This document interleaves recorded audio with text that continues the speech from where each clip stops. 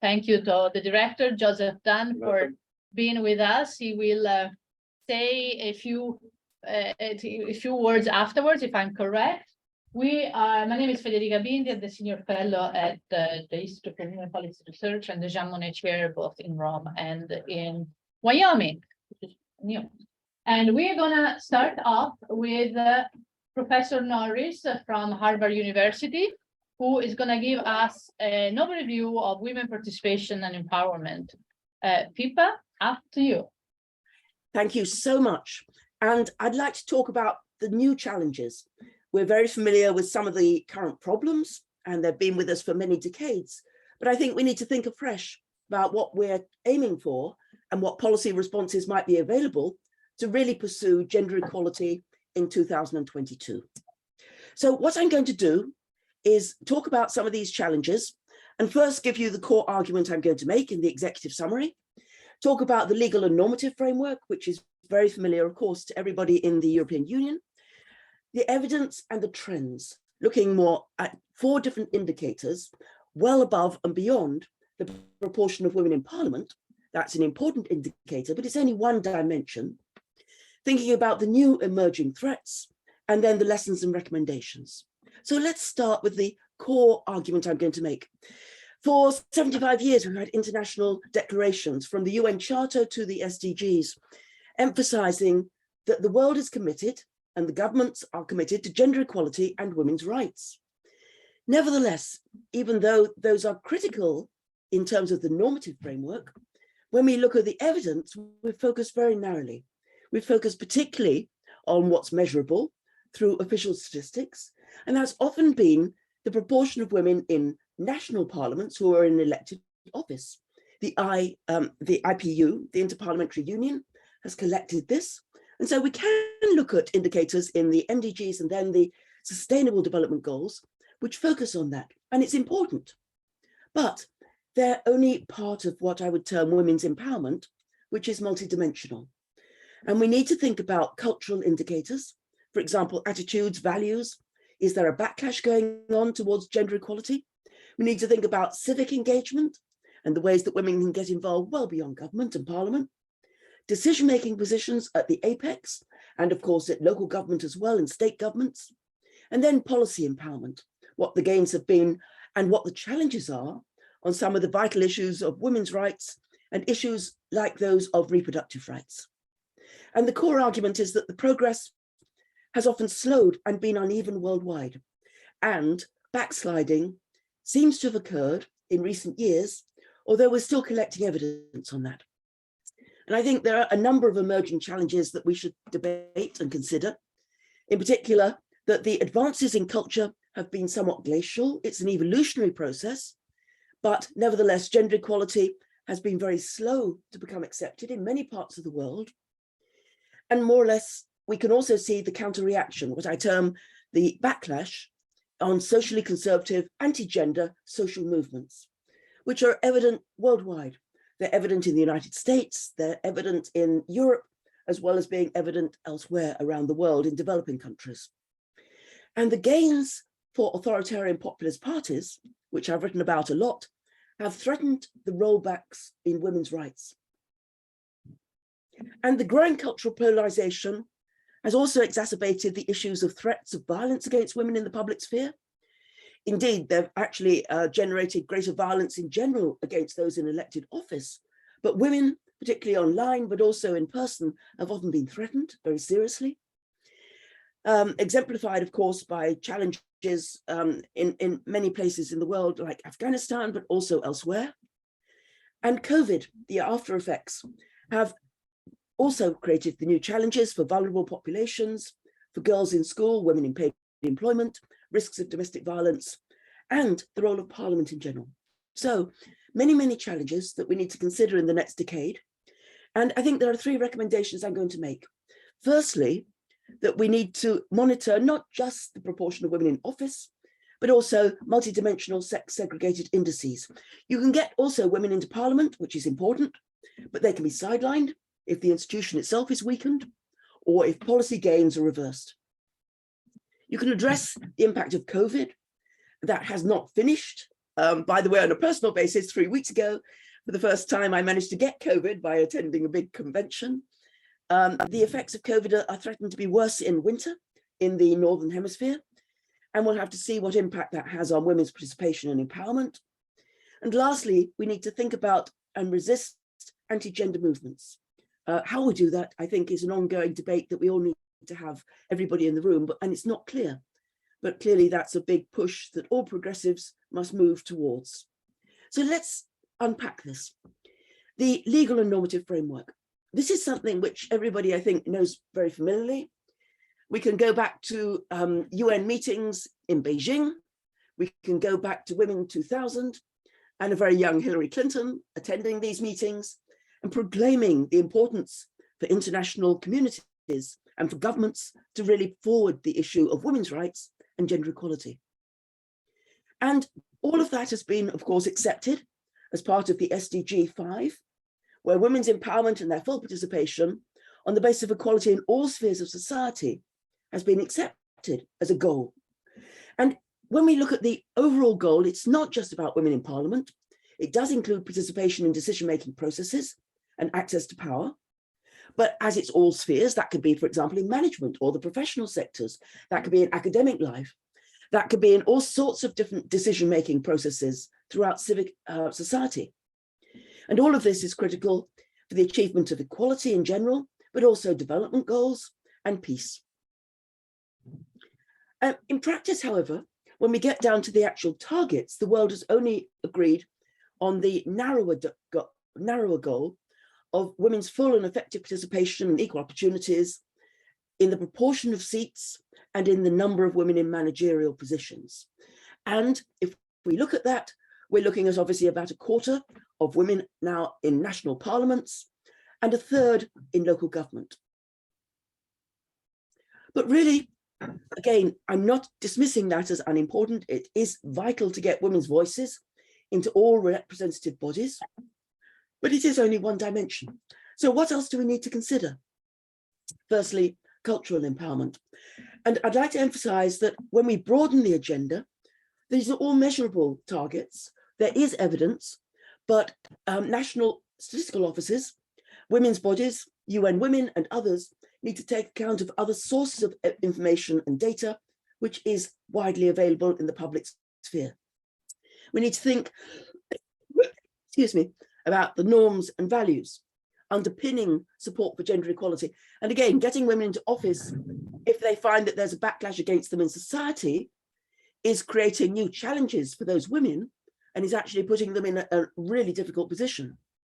And we can measure the Gender Equality Values Index, which I'll illustrate, which is available from things like the European Values Survey, World Values Survey, and many other global indicators like the Gallup World Poll, which looks at attitudes towards women's roles in politics, work, and education. And we can document changes over time, and we can document patterns worldwide.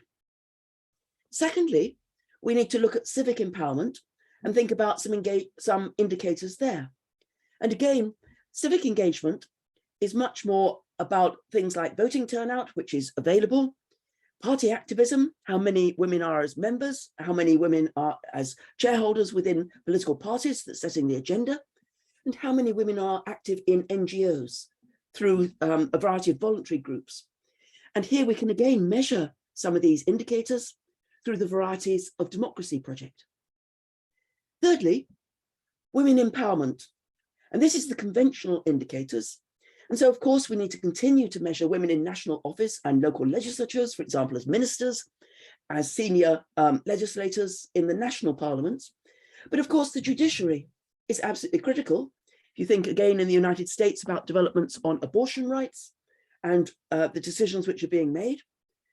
And it's not sufficient, of course, simply to get women into judicial office and into the highest office in the lands, but also to get those who are sympathetic towards and committed to women's equality.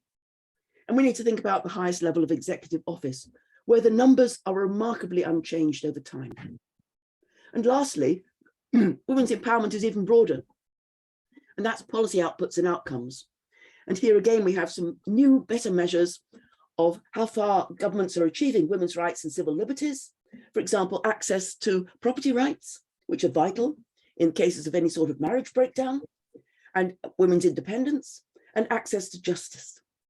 So let's have a look at some of these evidence. What do they show us? Has there been progress across all 4 dimensions? Or are there basically some moves forward, some moves backs, a kind of 2 steps forward, 1 step back? And what's the most recent evidence? So cultural empowerment. This is how I've measured it. And it's a measure which tries to get at people's values. And the World Values Survey has included these items since 1995, almost the start of the MDGs. And the most recent wave, which is wave 7, includes these as well. And we're going to include them in wave 8. I'm part of the World Values Survey as one of the vice presidents. And these measures are about women in politics and the statement, do you agree, disagree? Men make better political leaders than women. When jobs are scarce, men should have a right to a job than women. And university education is more important for a boy than a girl. So again, it's a broader indicators. It's not the best ones necessarily, but we do have time series data. We have 117 societies and we have 638,000 respondents. So what does it look like? Well, this is the map. If I show you the overall GEVI index, Gender Equality Values Index, by combining those 3 items and scoring them on a 100-point scale in the respondents in 106 societies. Not every society is included in the World Values Survey. In particular, we're still seeking funding to cover much of sub-Saharan Africa. But as you can see, we have managed to cover many parts of the world throughout Latin America, throughout Western Europe, throughout Central and Eastern Europe, and MENA as well. What's the pattern? Well, gender equality is pretty widespread, according to this measure, across North America and South America. It's, of course, even higher in Scandinavia, of course. Every time I do any index, Sweden and Norway and Denmark and Iceland always come out on top. But we can also see large parts of the world, including, of course, Central and Eastern Europe, like Russia, and China, which are lagging behind. And remember that both of these are societies which in the past have been committed to gender equality as part of their basic philosophy and constitutional principles, but nevertheless, they're not making progress. Neither is India in terms of attitudes, nor other parts of Asia, which are extremely traditional, including Japan. And we can see that, of course, the region with the most traditional attitudes towards gender equality is always MENA and the Arab states in North Africa and the Middle East. So gender equality has made progress. And if we look at it over time, we can break down the GEVI index and we can break it down for women and men, which is the conventional colors by each of the different regions. And here what you'll find is it's really interesting that there is a persistent gender gap in cultural empowerment. That's to say these attitudes towards politics, economics, and education. And so consistently women are more in favor of gender equality than men. And if you look across the regions, what you can see is, again, there has been some sustained progress. Look at Latin America, for example, both women and men from 1995, the mid-90s through to 2020s goes up. It goes up in Eastern and Central Europe, particularly after before the fall of the Berlin Wall, whereupon it kind of flattens. It goes up in Northern America and Western Europe. But look at Asia Pacific and it's flat and it's low. Look at issues of sub-Saharan Africa. And again, these aren't all countries, but it does include a number of countries like Nigeria, which are major players. And you can see, in fact, there's been a decline in gender equality attitudes in the last decades. The same is true in MENA, where it goes down. So culture matters, it really does. It shapes everything else we do. And as we can see, there are gender gaps which persist and some challenges in different regions. Excuse me. And these are some of the patterns. If you look at the 100-point index in different countries, and you can see the change in the index, these are the largest gains: Uruguay, Albania, Romania, Estonia. So a number of different countries have indeed moved up in support for gender equality. But we can also see there are losses, places where these attitudes become more negative or at least don't move. Turkey under Erdogan, Russia under Putin, Finland, high levels of equality in Finland, but nevertheless no change. Chile, Azerbaijan, even Sweden. And look at India and Pakistan and the Philippines and Nigeria, and they go down. That for me is a red flag. Now, it also matters because if we look at the pattern, what we have here is the levels of support for gender equality on the horizontal axis, on the vertical axis, and the proportion of women actually elected to the lower house of parliament in 2019 on the horizontal. And you can see there is a relationship. It's not perfect, but there's a correlation. Countries like Sweden, Finland, as we know, have high levels of support for gender equality in their culture. They also have the highest number of women in parliament. Countries like Qatar, Yemen, Kuwait, Iran, Haiti, Egypt, Libya are low on both. So again, it's not just enough to get women into parliament, we need to change the culture. And this is the formal control, which looks at the correlations between a number of different indicators and whether women get into office. And what you can see is that does liberal democracy matter? Yes.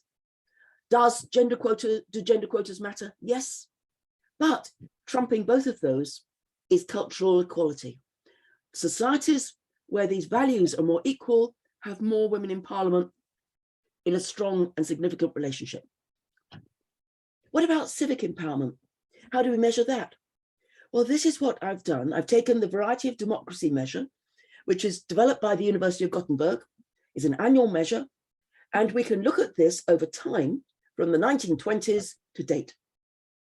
It's measured as the capacity of women to influence the policy process indirectly, not in parliaments or ministerial office, but through all those channels connecting citizens and the state, voluntary associations, civic groups, interest groups, trade unions, religious groups, and so on. We can also look at this at individual level through the World Values Survey. What does the pattern show? Well, over a century, and this goes from 1920, when the first measures were made, through to the most recent data, what you can see is that there is often progress. Look at MENA, and the proportion of women in civic society goes up steadily. Look at Asia Pacific. Look at Sub-Saharan Africa. So that's good news. If, however, you look at the most recent decades, from the turn of the 21st century onwards, what you can see is that either situations are flat, in many cases, like in Central and Eastern Europe, or they even decline somewhat in Asia Pacific. And again, what we find is a persistent gender gap by region in how far women are engaged in politics. Now, how do we measure this in civic society? Here's an individual level measure, which is do you discuss politics? So it's not about whether you have the opportunity to vote. It's not about whether you're nominated to stand, but simply are you interested? And what you can see is that overall, men in the World Values Survey discuss politics much more frequently than women do. And that's particularly the case in the MENA region, Asia Pacific, Sub-Saharan Africa. So women do discuss politics, obviously, and by the way, that partly depends on how everybody understands what it means to discuss politics. Is it simply the formal politics, or are there informal processes and issues which really do concern women, which maybe aren't framed in that way? But nevertheless, it's an indication that there are gender gaps, and the gender gaps have not closed, and indeed in some cases have widened slightly. And here we look at demonstrating, and it's another measure of civic engagement. Do women participate in peaceful demonstrations? And again, there is a gender gap. The gender gap by region varies. So it's very high in Asia Pacific and Sub-Saharan Africa. It's much less, and it closes in some regions like MENA. Interestingly, the current demonstrations by women, led by women in Iran against the administration is clearly an example of that. But we can also see the active role of women in many other movements which are challenging autocracy. But overall, men are more active in demonstrations, just like they are more active in discussion. I'll go through briefly the third and fourth. This is women in office, and it's more familiar to everybody, I'm sure, in the room. And it's the proportion of women, not just in legislature, but also in executive office. So as ministers, heads of government, heads of state. And this is the summary from Varieties of Democracy measure of the proportion in the national parliament. And I think, again, everybody is familiar with the patterns, different patterns in different countries, different regions, in particular in affluent post-industrial societies, a steady increase in the number of women in office in the 1970s onwards, and that continues. Latin America, a more recent shift, led by Argentina with gender quotas, but subsequently moving up. But we can also see shifts in Sub-Saharan Africa, MENA, and Asia Pacific, and of course in Eastern Europe, the fall following the fall of the Berlin Wall, and then the subsequent the rise that goes back to where they were. But let's have a look at that axis. And of course, as we're familiar, it's not up to 50%, it's not up to 40%, it's around 30%. It's around that 30% quota, which, remember, that we discussed in Beijing. A third of the parliaments are women in some places on average. And of course, we know that there are leading cases which have moved above that, but there are many which also lag behind. And these are the gender quota laws. And this is again the trend from the Variety of Democracy projects. And it's a story which we know about and is obviously part of what we've just seen in the Women in Parliament. Latin America, moving up from 1990, when Argentina led the way, so that throughout the region, gender quotas have increasingly been adapted. We can see also changes in Eastern Europe. After the fall of the Berlin Wall, there was a decline in the initial stages. Quotas were seen as part of the past that was rejected, but nevertheless, in recent years, it's gone up. And we also know in parliaments in the MENA region, Sub-Saharan Africa, these gender quotas have been adopted. Less so, of course, in industrialized countries, in part because they use informal rules in parties, like Green parties in particular, or Labour parties, socialist parties, to get more women into office, but nevertheless, also some movement on quotas there. And again, if we look at the pattern, what we can see is that there's very little relationship between women's representations and levels of liberal democracy. This is often a myth. People think that if you increase democracy in general, expand the franchise, provide more civil liberties, protect political rights, that women will rise and increase their representation in parliament. Well, no. As we can see, the countries in green are dichotomized as the most democratic. Countries in red are those which are seen as the least democratic. And what we can see is clearly there have been increases in the number of women in countries like Cuba, Rwanda, Nicaragua. I'm sorry, there are high numbers of women in office in these countries, despite some setbacks to democracy in these areas. And we can see in the green countries that there is some relationship, but not in every country which is democratic. In Ghana, for example, women lag behind despite major changes in democracy since the 1990s. In Mongolia, in Botswana, in Gambia, in Indonesia, there aren't that many women in elected office. So democracy in itself is not going to basically make the difference for women. We need to do other things, as I said, expanding our understanding of what it means to empower women. And when we come to heads of state, the story is even more depressing, I'm afraid. Again, some increases, but on small numbers. Latin America, we have seen some real progress, I think. There has been a tradition of some women in office. Eva Perón comes to mind, but nevertheless, heads of state, and we can see some improvements. But in other regions, look at MENA, absolutely nothing. Look at Eastern and Central Europe, very few. And even in Western Europe, it's a rocky road, partly because, of course, you can get an individual woman suddenly coming up to becoming heads of state. Liz Truss, for example, replacing Boris Johnson. But of course, you've got small numbers, and so the numbers are much more erratic. Lastly, policy empowerment. This, after all, is why we're trying to get women into public office, this is why we're trying to get women involved in politics. And so we've got a measure from Varieties of Democracy about autonomy to make our own life choices, equal rights. Economic independence is critical, sexual independence, and reproductive choices. And so we have a measure which tries to estimate whether countries respect women's freedom of domestic movement, the rights to private property, freedom from forced labor, and access to justice. And it's from 1920, it's a century that we can look at these developments. What does this show? Well, overall, I think we can see some gradual progress in some regions. In particular, if we again look at Asia Pacific, we see a steady rise in women's rights to property and access to justice. The MENA goes up a bit.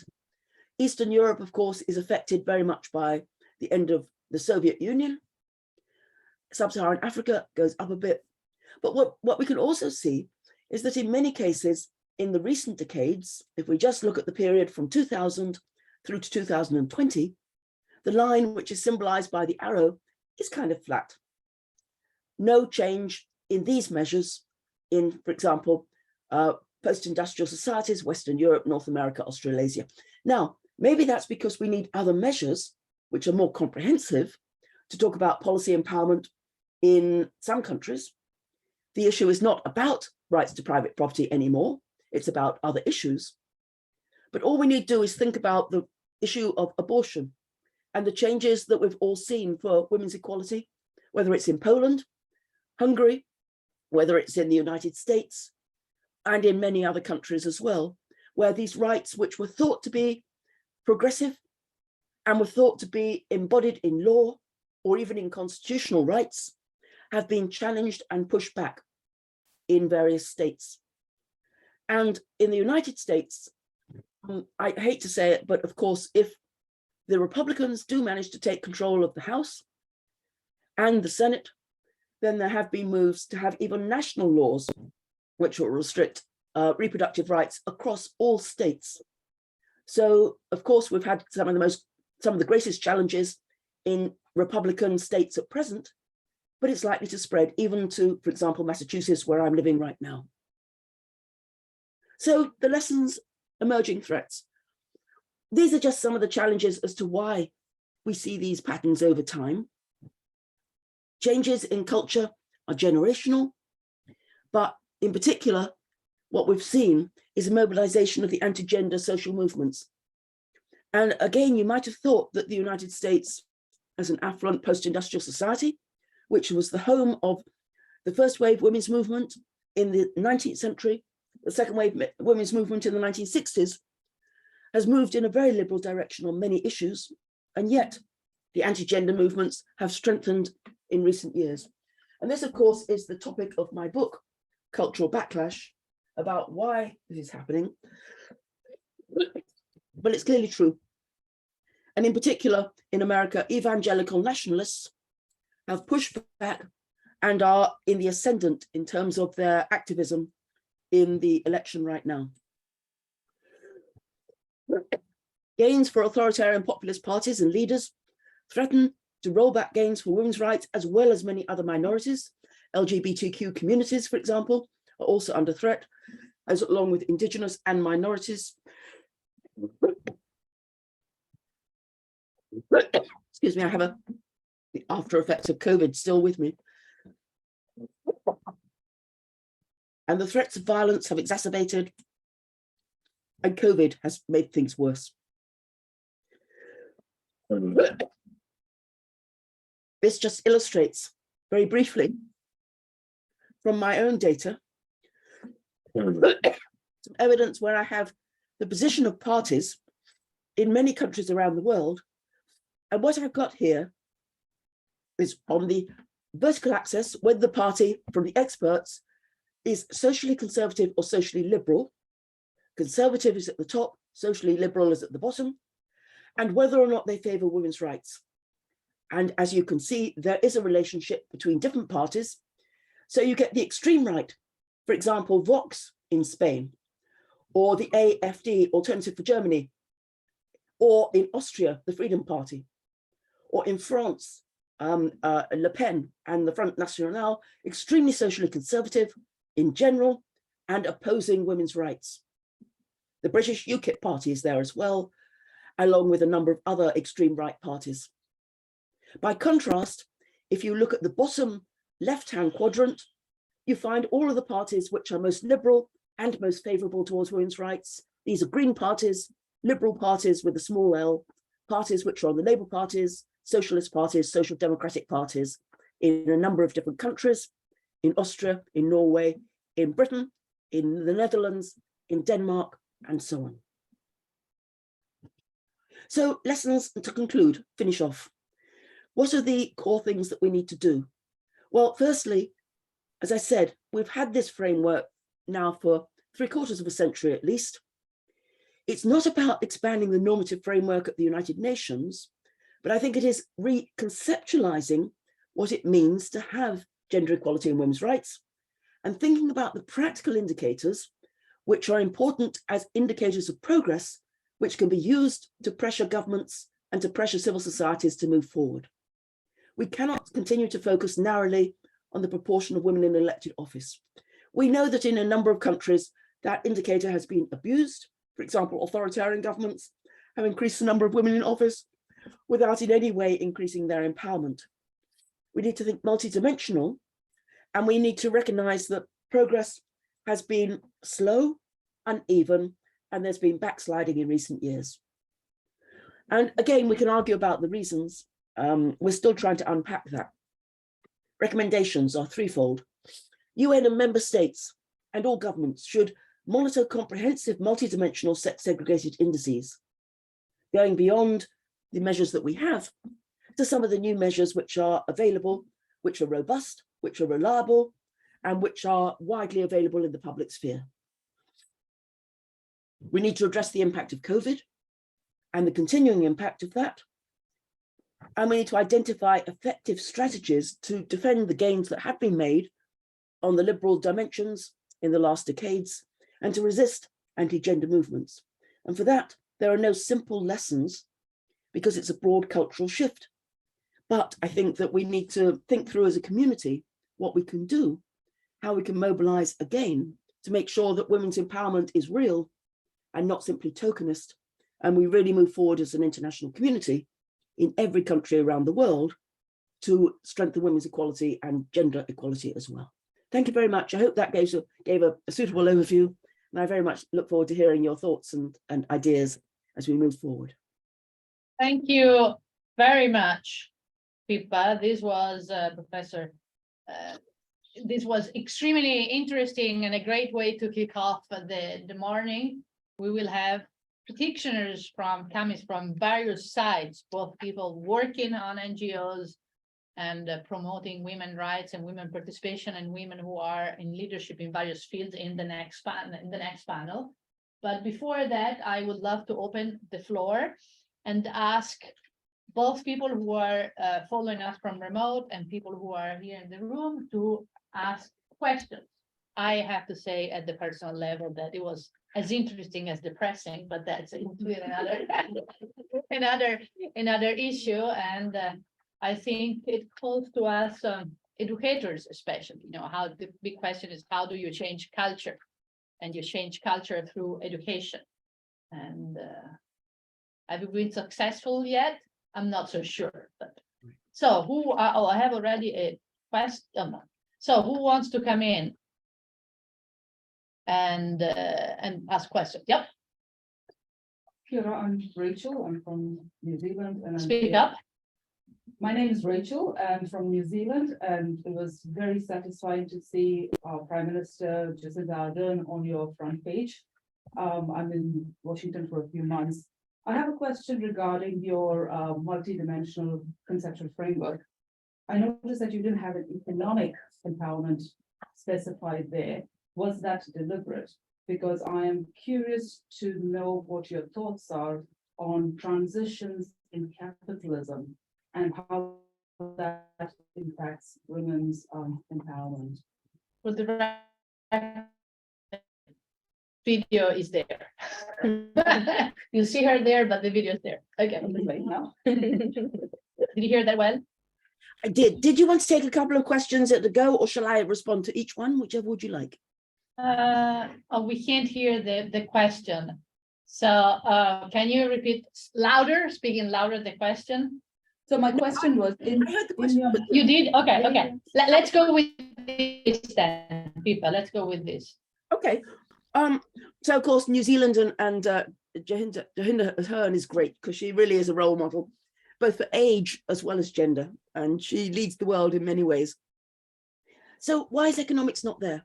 When any of you think about indicators, you can go really comprehensive. For example, why not include also women's social status? Why not include women in management? Why not include women in terms of the financial sector? And the answer is simply that I'm a political scientist, and this is, for me, the area which I'm thinking about. And I want to include women's economic role as an independent variable, if I can put it like that, in order to explain how far there's a relationship between women's empowerment in general, for example, in the family or in the economic sphere or in the social sphere, and their position in politics and in policy and in terms of the women in decision-making in that particular area. But clearly multidimensionality is much broader. And I really welcome other forms of indicators that we can use to expand this. All I'm really focusing on is women's power in the political sphere towards the state and civic society. But there are many other dimensions which are vital. And getting, again, women into parliament, if they don't have, for example, economic power, if they don't have equality in the welfare state, if they don't have equality through trade unions in the labour force, if their pay levels are still lagging behind as they are in so many cases, then it's only one indicator that we would want to include. So I say, yes, include many other indicators if we can, and we can measure them reliably. And those will really widen out, again, the dimension and the debates that we're all having about what does it mean to have women's equality? What does it mean to have gender equality? Any other questions? And those from home, don't be shy and ask questions as well. Wants to go in? Yep, go ahead. My name is Miriam Mona Mukalazzi. I'm based in Germany, usually. At the moment, I'm here at Georgetown University as a PhD researcher on gender, peace, and security. And my question is about feminist foreign policy. I was wondering, from your observation, what are you saying are more like the silences we can see when it comes to feminist foreign policy, because we can see a lot of different countries now, claiming a feminist foreign policy, but they have different priorities. And I was just wondering, from your perspective, how do you explain that certain topics are being addressed more prominently, like 1325, and why are certain topics kind of being silenced? Yes, I think that's a really important issue because it's about the international community and international relations. And of course, there's an excellent literature which is developed on those areas as well. And what does it mean to have a feminist foreign policy?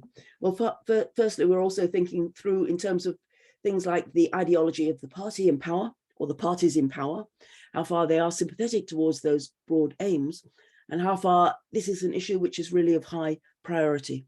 So I think about, again, the United States as an example, with a liberal progressive agenda in the Democratic Party, particularly in a number of members of Congress. But on the other hand, we also see that their foreign policy is primarily being driven by both issues of war and peace in Ukraine, and of course, other international factors like oil, when we see Biden going to the Middle East and shaking hands with MDB.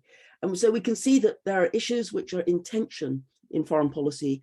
On the one hand, feminist foreign policy is important. And remember that Biden himself made a declaration in favor of democracy and human rights as part of what he said was going to be the cornerstone of his international relationship. And he wanted to advance democracy around the world and push back on authoritarianism. On the other hand, realpolitik and other interests have really got in the way,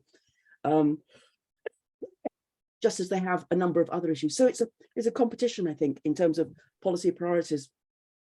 Has the policy backtracked on the way that it was put forward by, for example, Hillary Clinton And I think, yes, it is. It's just been receiving much less priority than her particular interests and her particular way of adopting as Secretary of State.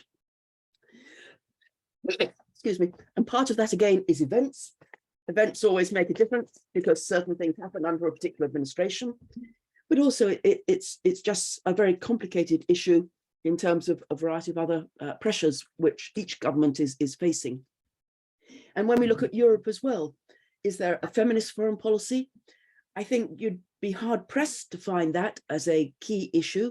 I think, again, the pressures which the European Union is facing from Russia and from energy bills, inflation, and a variety of other issues affecting the European Union mean those have to some extent pressured the European Union to respond to those issues rather than issues which are of greater concern on a feminist foreign policy.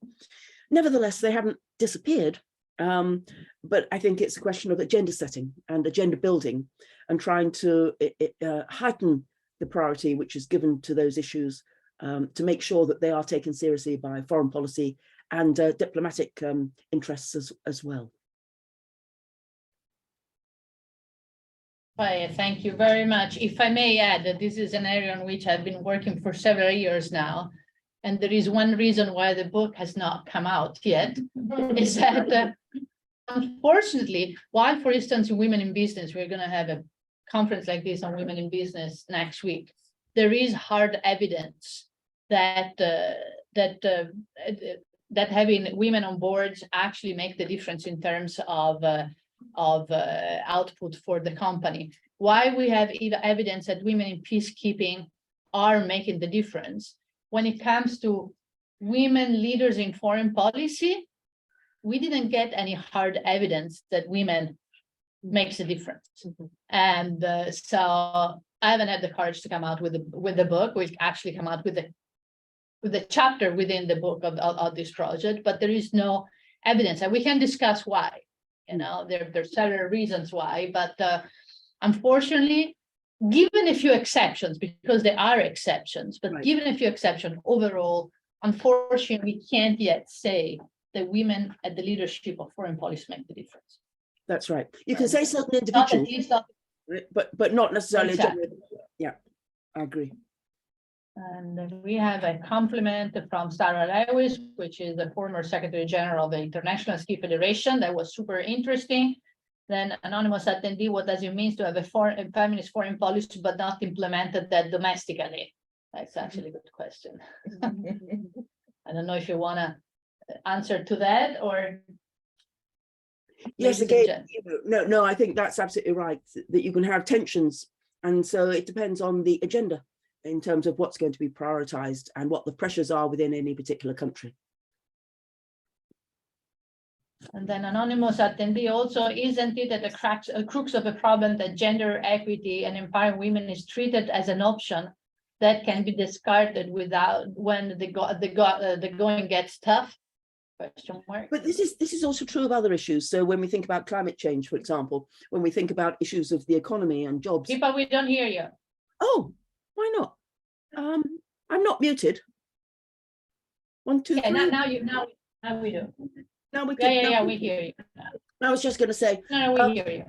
the agenda is always changing. And so it's similar when we think about issues like climate change, which rise and fall on the political agenda, when we think about foreign policy, when we think about issues of war and peace, or we think about issues of domestic policy making in terms of the economy, there's always going to be different issues which rise. And that's partly the events. It's partly the media coverage of events. We know that's important as well, the way they frame those events. For example, when they talk about violence in politics, do they frame it from a gender perspective, or do they frame it from just an issue of, say, violence in society, or the MAGA movement in America, or a variety of other pressures like that? So again, the media is critical, and then public opinion is critical as well. When you look at the most important problem facing each country, how important is issues? So in the 2022 election coming up very shortly in America, abortion has really risen. Why has it risen? Nothing to do with the women's movement per se, nothing even to do with the Biden administration. It's all to do with the Supreme Court decision. Because of that, women have mobilized massively in every single state, and every politician in the Democratic Party and to some extent in the Republican Party has emphasized the issue of abortion, on what side they're going to take, and whether or not the law needs to be now in each state changed or even federalized and so on. So we're not in charge of the agenda necessarily. Other events are essentially creating issues that rise and fall in terms of political priorities. But what we can do is try to mobilize around those issues and try to frame those issues as well, so that people understand that they are issues which deserve attention and which are essential in any election, and where women's interests do diverge from the issues of men. And also, I think, to cut back on the complacency. The whole point about the framing that I've done is that we're not simply moving forward, we're moving back and forth, and understanding the cultural backlash in the last 20 years, understanding the roots of the cultural backlash, I think is still an agenda that we're only starting to work out. Why is it that after many years in which women's rights have moved forward across the board, cultural attitudes have moved forward, social movements have moved forward, why is it that there's suddenly this enormous reaction against that and a pushback? And the same is true on issues of LGBTQ rights and other issues which are of broader concern in social liberalism. So again, we've got really good research which is emerging, but a lot of that research is being done on populist parties or radical right parties. It's not being mainstreamed within those who study gender. And I think we need to build those connections between those who study political parties and those who study issues of feminist politics and gender equality, and really try to integrate the two. We've always known that the radical right has a slightly male bias in terms of the activists, in terms of the members, and in terms of those who are often in the leadership as well. But we haven't gone beyond that, I don't think. So we need to understand what's happening and why it's precisely the expansion in liberal values across society, which is seen as so threatening to social conservatives and which has fueled these other parties' movements as they've become more angry and more active in each of their countries. Thank you very much, Pippa. This was super, super interesting. You're welcome. A lot of food for thought. And I think it's a great introduction to now shifting into the practitioner part of the day. Marvelous. And thank you again. I'll be in touch. Thank you. And I would transition. Monica is still not here, but we have a lot of speakers, so I would transition immediately to the next panel. We're going to have a coffee break after this panel, and we're going to have 7 minutes each, and then Q&A. Who wants to start?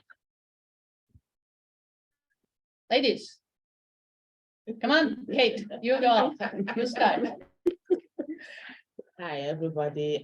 My name is Kate Onyejekwe, and I'm the director of JSI, a nonprofit that's been working in the United States and across the world for over 40 years now. When I was asked to present at this panel, I thought, well, this is Women in Power, Women in Politics, but I would like to talk about this from my perspective as a woman who has worked in this industry for several years.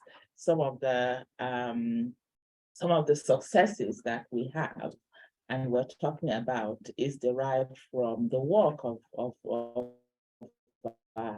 NGO partners who have pursued this for all these years. And also from the perspective that I am an Nigerian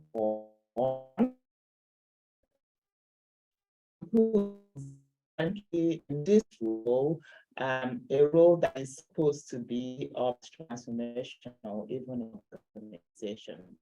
I will sort of talk about me and my into conversations that we're talking about. So I've worked in the nonprofit world for over 26 years now. I started in government in Nigeria for a few years, just trying to promote trade within and outside my state. But it always felt like it took so much time. And I was really excited for the opportunity to join a nonprofit, to work in an NGO, because NGOs work with passion. You know, people passionately pursue what the things that they are trying to change. And there's a lot more speed, from my perspective, in the work that NGOs do. And so they're not dogged by bureaucracies or politics. And so I actually started in Nigeria, as we did in Nigeria at that time. To work in the civil service was really the most boring thing that you could have. So it was really exciting to do that. But between my transition to the NGO and my transition to the NGO from the government, I actually had one of the most important things that I think happened to me on September 5th, 1995. As Secretary Hillary Clinton was speaking at Beijing and talking about women's rights is human rights, I was actually also making a debut of my own. That was the day that I actually wrote my very first editorial about gender, about women's rights, about the excitement that the whole world was feeling with that declaration that Secretary Clinton made. And in that editorial, I conveyed excitement. I conveyed, really the change that there was an outpouring, even in my country at the time. And although we were in a military government, the first lady of my country was in Beijing, and there was also an attendant sort of growth of what we call a first ladies phenomenon in Nigeria, where the first ladies were driving also political agendas that purported to help women to advance. And so it was in the middle of all that I wrote this editorial and became, sort of the gender editor for that little tiny newspaper straight out of, postgraduate school, but also trying to make a difference and questioning in this excitement, in this time